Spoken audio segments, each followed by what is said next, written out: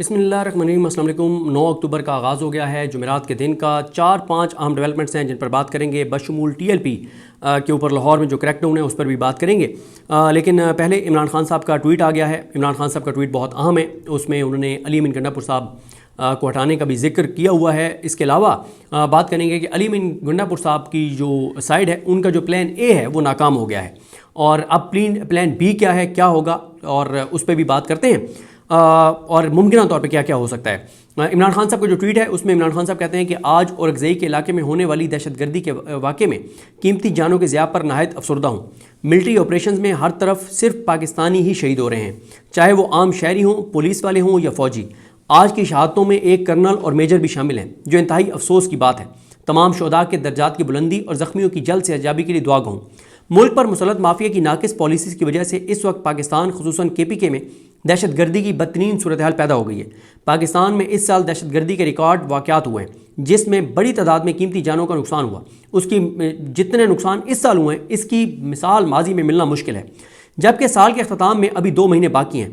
मैं पहले भी बारहा कह चुका हूँ कि KPK समेत मुल्क भर में दहशतगर्दी के मुकम्मल खात्मे के लिए 4 स्टेक होल्डर्स से बातचीत नागुज़ीर है, जिसमें KPK हुकूमत है, कबायली इलाकों के अवाम है, अफगान हुकूमत और अफगान अवाम शामिल हैं। मौजूदा रजीम ने जंग व जदल की जो पॉलिसी अपनाई है वो हालात की मजीद बिगाड़ का सबब बन रही है। KPK हुकूमत को बार बार हदायत दी कि KPK में अपने ही शहरियों के खिलाफ शुरू किए गए गैर ज़रूरी मिलिट्री ऑपरेशन के खिलाफ खड़ी हो। हमारे दौर में इन तमाम इलाकों में अमन हो चुका था, लेकिन इंतहाई दुख है कि KPK हुकूमत मेरे अमन के विजन पर अमल दरामद में कामयाब नहीं हो सकी और अपने आप को वफाकी हुकूमत और सिक्योरिटी एजेंसीज़ की जंगी पॉलिसी से ऐसे दूर नहीं रख सकी जिसकी ज़रूरत थी। ऐसे में KPK हुकूमत में तब्दीली के अलावा कोई चारा नहीं। मैं KPK की वज़ारत आला की जिम्मेदारियाँ सोहेल अफरीदी के सुपुर्द करने का ऐलान करता हूँ। ड्रोन हमले, जेट तैयारों और मार्टर गोलों के जरिए दहशतगर्दी के खिलाफ जंग की पॉलिसी इंतहाई बेवकूफ़ाना हिकमत अमली है, जिसके बायस मुल्क दहशतगर्दी के मनहूस चक्कर से कभी निकल नहीं पाया। आज दहशतगर्दी के वाक़े में होने वाली शहादतों के बाद हमारी सिक्योरिटी फोर्सेस जवाबन कार्रवाई करेंगी, जिसके नतीजे में दूसरी जानिब से फिर रद्द-ए-अमल आएगा और यह सिलसिला इसी तरह चलता रहेगा। हमारे 3.5 साल दौरे हुकूमत में दहशतगर्दी मुल्क की तारीख की कम तरीन सतह पर थी, बावजूद इसके कि उस वक्त अफगानिस्तान में भारत नवाज और पाकिस्तान मुखालिफ अशरफ गनी की हुकूमत थी। ऐसे में मैंने ज़ाती हैसियत में अफगानिस्तान का दौरा किया और अशरफ गनी को भी 2 तरफ़ा तल्लुकात में बेहतरी के लिए पाकिस्तान दौरे की दावत दी। तल्लुकात बहाली की अमली कोशिशों और मौसर हिकमत अमली के बायस मुल्क में बदअमनी के ऐसे वाक़यात नहीं हुए जैसे आज हो रहे हैं। दूसरी जानिब इक़्तिदार पर काबिज़ मौजूदा हुक्मरानों ने अफगानिस्तान में नई बनने वाली हुकूमत से तल्लुकात की बेहतरी के लिए कोई इक़दाम नहीं उठाया, बल्कि 40 साल की मेहमान नवाजी के बाद जिस तरीके से अफगान पनाह गुज़ीनों को बेइज्जत करके मुल्क बदर किया गया वो इंतहाई तकलीफ दे है। बिलावल भुट्टो 1 साल से ज़ायद वजारत ख़ारजा के मनसब पर बराजमान रहा, लेकिन दुनिया घूमने के बावजूद तारीख के इस इंतहाई अहम मोड़ पर एक मरतबा भी काबुल नहीं गया और ना ही अफगान हुकूमत से तल्लुकात की बेहतरी के लिए रब्ता किया। देर पा क़याम अमन के लिए ज़रूरी है कि इस मामले को बड़े तनाजुर में देखा जाए। तमाम फ़रीक़ैन मिल बैठ कर अफ़हाम और तफ़हीम से मामला हल करें। मैं पुरुमीद हूँ कि KPK हुकूमत में तब्दीली से नई शुरुआत होंगी। अवामी नुमाइंदों, जिरगों और कबाइल से मुआवनत हासिल की जाएगी। दहशतगर्दी के मसले को जड़ से उखाड़ने के लिए तमाम फ़रीक़ैन बातचीत के ज़रिए मामला फहमी से देर पा हल दरियाफ्त करेंगे। मुझे पूरी तवक्को है कि मेरी हिदायत के ऐन मुताबिक नए वज़ीर-ए-आला KPK सोहेल अफरीदी मेरे विजन, कबायली रवायात और अवामी उमंगों की रोशनी में वफाकी हुकूमत को KPK में अमन के बेहतरीन फार्मूले पर अमल करवाने और देर पा अमन के क़याम में बेहतरीन किरदार अदा करने में कामयाब होंगे। इसके अलावा जी इनके सोहेल अफरीदी साहब का तरीका क्या है इनके वज़ीर-ए-आला बनने का। हमारे दोस्त आलिजा खान बहुत अच्छे रिपोर्टर हैं, उन्होंने बड़ा अच्छा एक तरीक़ाकार के ऊपर ट्वीट किया है। उन्होंने कहा कि सबसे पहले वज़ीर-ए-आला KPK जो मौजूदा हैं वो अपना इस्तीफ़ा अली अमीन गंडापुर इनको अरसाल करेंगे। किनको? इनको गवर्नर को। गवर्नर इस्तीफ़े की समरी पर 48 घंटों में दस्तखत करके इस्तीफ़ा मंजूर करेंगे। इस्तीफ़ा मंजूर होने पर KPK की काबीना भी तहलील हो जाएगी। इस्तीफ़ा मंजूरी के बाद PTI की पार्लिमानी पार्टी के इजलास में नए वज़ीर-ए-आला की नामजदगी की तौसीक़ की जाएगी। नामजद वज़ीर-ए-आला के इंतखाब के लिए स्पीकर की जानिब से असम्बली इजलास तलब किया जाएगा। असम्बली इजलास में वोटिंग के जरिए नामजद वज़ीर-ए-आला को अपनी अक्सरियत साबित करना होगी। KPK असम्बली के 145 अरकान के ईवान में अक्सरियत के लिए 73 अरकान की हिमायत दरकार होगी, जबकि PTI के पास 92 MPs हैं और अपोजिशन के पास सिर्फ 53 हैं। यानी अपोजिशन को चाहिए 21 मज़ीद वोट, नहीं 21 नहीं, इनको चाहिए 20 और 19 वोट जो हैं वो चाहिए।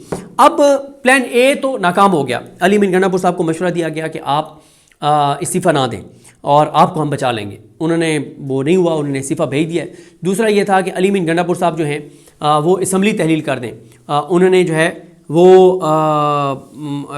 भी अपना दूसरा ये हो सकता है कि अली मीन गंडापुर साहब जो हैं, यानी पहला ये है कि उनका इस्तीफ़ा जो है वो हो जाए, वो असम्बली तहलील कर दें। दूसरा ये है कि वो असम्बली तहलील ना करें, उनका इस्तीफ़ा गवर्नर मंजूर ना करें, टाइम लगाएं, गो के उन्होंने वसीम बादामी साहब के प्रोग्राम में कहा है कि मैं मंजूर कर लूँगा। तीसरा फिर ये है कि अपोजिशन जो है उनका इजलास भी हुआ है, वहाँ पर वो अदम एतमाद की तहरीक जमा करवा दें और एक ऐसा कानूनी तौर पर एक ड्रामा शुरू किया जाए कि मौजूदा जो अली मीन गंडापुर साहब के हामी हैं उनको 7 से 10 दिन मिल जाएं प्लान तैयार करने में कि सुहेल आफरीदी का रास्ता कैसे रोकना है। क्योंकि देखें, सुहेल आफरीदी हजम नहीं हो रहे, उनके खिलाफ कंपेन शुरू हो गई है, उनको मंशियात फरोश साबित किया जा रहा है, उनको दहशतगर्द जो है वो कहा जा रहा है। कभी कहा जाता है कि वो पीटीआई के नहीं पीटीएम के हैं, कभी कहा जाता है कि वो टीटीपी के हैं। इस तरह की बातें जो है वो की जा रही हैं। प्लान ए नाकाम हो गया है। अली मीन गंडापुर साहब ने इस्तीफ़ा भिजवा दिया है। इस्तीफ़ा अभी तक गवर्नर ने मंजूर जो है वो इस वक्त तक तो नहीं किया। आगे देखते हैं क्या करते हैं। अब प्लान बी जो है, प्लान बी यही है कि कोई ऐसा कटा नया खोला जाए कि किसी तरह से 7 से 10 दिन मिल जाएं। अदम एतमाद की तहरीक भी आ सकती है, उससे फिर 7 दिन मिल जाएंगे और अली मीन गंडापुर साहब 7 दिन तक वज़ीर आला रहेंगे, फिर उनका इस्तीफ़ा भी मंजूर नहीं होगा। तो लेकिन किसी तरह से है कि सुहेल आफरीदी का रास्ता रोका जाए। एक ये भी डिस्कस हो रहा है कि आने दें, सुहेल आफरीदी को बनने दें और फिर 10, 12, 15 दिन के अंदर अंदर उनको डी-सीट करवा दिया जाएगा, उनको डिस्क्वालीफाई करवा दिया जाएगा। तो ये सारा मामला है। लेकिन आपने देखा असद उमर साहब का ट्वीट, उन्होंने कहा कि लगता यह है कि इमरान खान दर्जा बढ़ाने जा रहे हैं। नुसरत जावेद साहब ने एक प्रोग्राम में कहा है कि लगता है कि नवंबर बहुत गर्म होगा सियासी तौर पे। इरफान सिद्दीकी साहब आपको याद होगा, उन्होंने कहा था कि लगता यह है कि पीटीआई केपीके से नहीं बाकी असम्बलियों से इस्तीफ़ा देगी और सड़कों पर आएगी नवंबर में। नजम सेठी साहब ने कहा कि इरफान सिद्दीकी साहब की असेसमेंट नहीं है, उनका अंदाज़ा नहीं है, बल्कि उनके पास इंटेलिजेंस रिपोर्ट्स हैं। और फिर इमरान खान साहब को जो तवील अरसे के लिए आइसोलेट करने की तैयारी है, उसमें इमरान खान साहब ने उससे पहले जो टीम में बड़ी तब्दीलियाँ की हैं, उन्होंने अपोजिशन लीडर्स भी बदल दिए हैं, उन्होंने वज़ीर आला केपीके भी बदल दिया है और इमरान खान पूरे तौर पे दमादम मस्त कलंदर के मूड में। मैं बिल्कुल इस बात पे बहुत पहले से कह रहा हूँ कि मुझे लगता है कि नवंबर में इमरान खान कॉल दे सकते हैं, लेकिन अब शायद वो दिसंबर की कॉल नहीं भी देते तो वैसे ही माहौल बहुत ही ज़्यादा चार्ज रहेगा, बहुत ही ज़्यादा गर्म रहेगा। और इसके अलावा जी बात कर लेते हैं, एक और नया हुकूमत के लिए महाज खुल गया है। हुकूमत ने बहुत बड़ा ब्लंडर कर दिया है। तहरीक लब्बैक ने, टीएलपी ने ऐलान किया हुआ था कि 10 अक्टूबर को तहरीक लब्बैक जो है वो इस्लामाबाद में पिंडी फैज़ाबाद से रेड जोन तक मार्च करेगी इसराइल के ख़िलाफ़ और फ़लस्तीन के हक़ में। तो उस पर जनाब ये हुआ है कि पंजाब हुकूमत ने पंजाब पुलिस के ज़रिए धावा बोल दिया है रहमतुल्लाह आलमीन जो उनका मरकज़ है तहरीक लब्बैक का, उसके ऊपर। और इस वक्त जब मैं ये वीडियो रिकॉर्ड कर रहा हूँ तो बहुत शदीद तसादुम हो रहा है। तहरीक लब्बैक ने कानून हाथ में नहीं लिया था।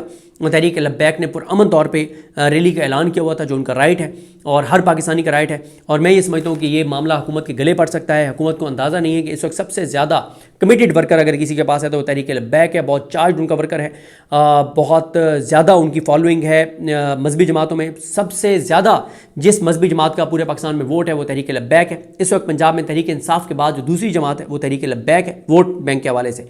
और मैं ये समझता हूँ हुकूमत ने ब्लेंडर किया। देखें, पुरअमन लोगों के ऊपर, चाहे वो पीटीआई के हों, टीएलपी के हों, जमात इस्लामी के हों, जेयूएफ के हों, नून लीग के हों, पीपल्स पार्टी के हों, उनके पुरअमन वर्कर्स के ऊपर कोई भी इस तरह से हमलावर उसको सपोर्ट नहीं किया जा सकता। आपने देखा केपीके में अली मीन गंडापुर साहब के दौर में जब जब वहाँ पे लाठीचार्ज हुआ है मुजाहिरीन के ऊपर, हमने उसकी मजम्मत की है। तो तहरीक लब्बैक के पुरअमन कारकुनान के ऊपर और उनकी जो मस्जिद है, जो मरकज़ है, उसके ऊपर इस तरह से धावा बोलना ये काबिल मजम्मत भी है और शर्मनाक है हुकूमत के लिए। अगर वो इसराइल के खिलाफ एहतजाज कर रहे हैं तो आपको क्या पड़ी है उनके ऊपर हमलावर होने की और उनका एहतजाज रोकने की। इससे पहले आपने देखा सेनेटर मुश्ताक साहब जब जब निकलते थे फ़लस्तीन के हक़ में इसराइल के खिलाफ तो उनके ऊपर भी हमला किया जाता था, उनके ऊपर भी तशद्दुद किया जाता था, उनको भी गिरफ्तार किया जाता था, उनकी फैमिली को गिरफ्तार किया जाता था। तो ये जनाब सूरत हाल है। अभी ये टीएलपी वाली डेवलपिंग स्टोरी है और जब इस पर कोई मज़ीद पेशरफ्त होगी तो हम जो है वो बात करेंगे। लेकिन इस वक्त जब मैं ये वीडियो रिकॉर्ड कर रहा हूँ तो 12:55 हैं और इस वक्त जो है वो वहाँ पे तसादुम जो है वो जारी है पुलिस और टीएलपी के वर्कर्स के दौरान। और टीएलपी ने बाकी वर्कर्स को भी वहाँ पे बुलाया है। दूसरी तरफ इस वक्त अली मीन गंडापुर साहब वज़ीर आला हाउस में मौजूद हैं कि पेशावर में, और इतलात थी कि स्पीकर हाउस में मौजूद हैं सुहेल आफरीदी और उनके दीगर साथी, और इतलात थी कि अली मीन गंडापुर साहब के पास जो है वो सुहेल आफरीदी साहब और उनकी काबीना के जो दीगर लोग हैं इतला थी कि वो भी अली अमीन गंडापुर साहब के पास जाएंगे। अब अली अमीन गंडापुर साहब ने, क्योंकि कुछ इतला थी कि अली अमीन गंडापुर साहब ने कॉल करके कहा कि बिल्कुल मैं आपके साथ हूँ सुहेल अफरीदी के ये सारे प्रोसेस में। कुछ कहते हैं कि नहीं, वो बहुत गुस्से में निकले हैं KPK हाउस से, वो गालियाँ देते हुए निकले हैं और हर किसी को गालियाँ दे रहे थे, और इमरान खान के बारे में भी कहते थे कि आप कह रहे थे कि आप रिहा होकर दिखाए। तो बहरहाल जी देखते हैं चीज़ें कैसे आगे बढ़ती हैं। मुझे अपनी दुआ में याद रखें। लगी हम सब कहामी नासरो। अल्लाह हाफ़िज़।